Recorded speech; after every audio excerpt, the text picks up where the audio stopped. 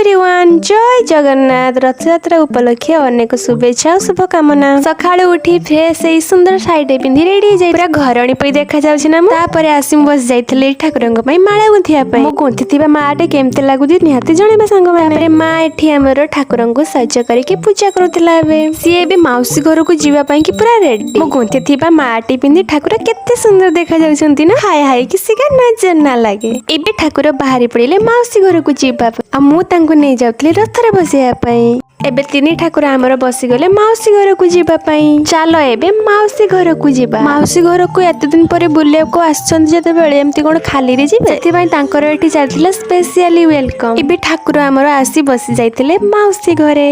आ ये होछंती तांकर माउसी मां। ठाकुरन को माउसी घरे छाडी दे तापरे आमे बाहर जाइथिलो टिके मेळा बुलिया पई। एबे आसी पहुंची गलु मेळा रे। आज सिना एतिकी रथ आसचे किंतु बाहुड़ा दिन को याठू आउरी बहुत रथ आसीबो।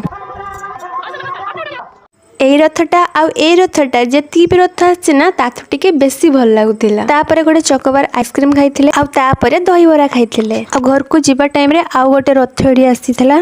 ए रथटा भी बहुत सुंदर लागुतिला। तो आजिर वीडियोटी थिला एतिकी। आशा करछि वीडियोटी आपन मानकु निहाती भल लागिथिबो।